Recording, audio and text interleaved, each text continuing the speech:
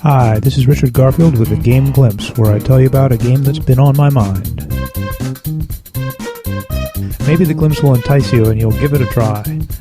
Maybe it won't sound like your cup of tea and you'll avoid it.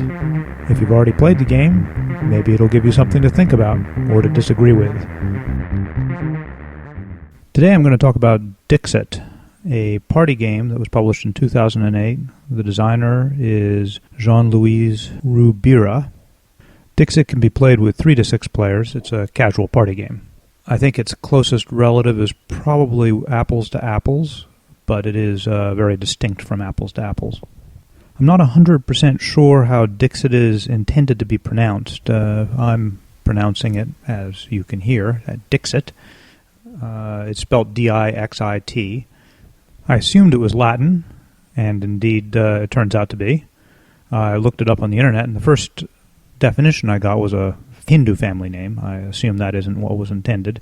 What was probably intended was coming from ipsi dixit, which is a Latin phrase meaning he himself said it, an unproved proposition that is accepted solely on the authority of someone who is known to have asserted it, a dogmatic statement, a dictum. That seems like a very appropriate root for the name. In Dixit, each player is dealt 6 cards. Each card has an image on it. The images are very creative. They're pretty surreal. Players take turns selecting a card from their hand and putting it down on the table and then saying something. They can say a word. They can tell a little story. They can give any clue they like as to what their card has a picture of. For instance, I'm looking at a card here which is a snail shell. Top, there's a barred window and there's tied bed sheets. It looks like somebody's broken out of the jail. I might give the clue snail or Shawshank Redemption.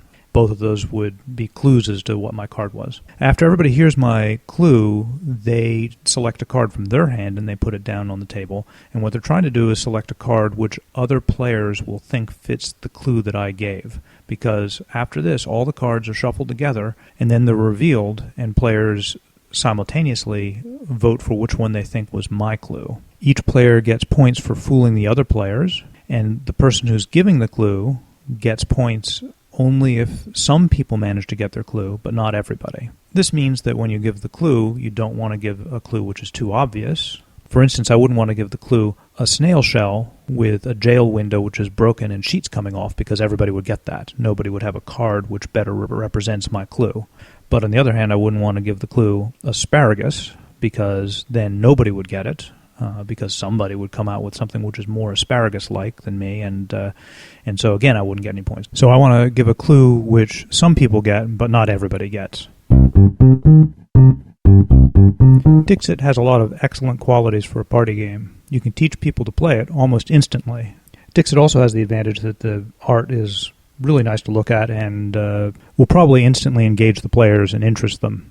Dixit has an extremely low barrier to entry. There's no reading, there's no math, there's no special skills required, like drawing. The game is all about the art, the player's relationship to the art, and the player's relationship to each other. Really, there shouldn't be any problem playing this with almost any group of players, from kids to old-timers. Non-gamers can play, and more serious game players, if they don't mind turning off their competitive bone a little bit, can certainly enjoy this game. If you do play with serious players, you might have to end up making some rules about how you are going to play the game. One natural strategy in the game is to give inside clues, to use inside knowledge with one other player or 2 other players that nobody else could have, and give a clue based on that. This can be fun for a while, but it can be unfun also. My first game of this I played with my kids, and we had some pretty ridiculous clues. Nobody got them. Then the next time we played, when we drew the same cards, of course we wanted to give exactly the same clue, because this time the people who played the previous game would get that clue, and nobody else would, because they were stupid clues. So we made a rule that you couldn't give the same clue that we used in a previous game. One can easily imagine the inside knowledge getting out of hand. For example, if I said Action Comics number 252, and that was my clue, well, Action Comics number 252 is where Supergirl was introduced. So when you saw the girl flying, if you had the right inside knowledge, you would choose that, and nobody else would know what to put down. So if I shared some comic knowledge with somebody, I could pass that clue. I mean, I guess you don't even have to be that obscure. You could just start giving your clues in Russian or something like that. And so, anyway, hardcore players may have to figure out ways to moderate themselves. Still, Dixit offers a very special way to get into your friends' and family's heads. Who would have thought that everybody in my playgroup would get Megan's yo-yo clue, which referenced a celloist, not a yo-yoist?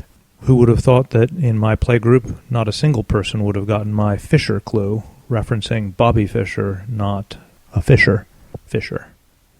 Dixit can make you look almost psychic in your knowledge of other people. One of my favorite hands had Skylar saying, "It's all numbers." And when the cards were revealed, there were two cards that were covered with numbers.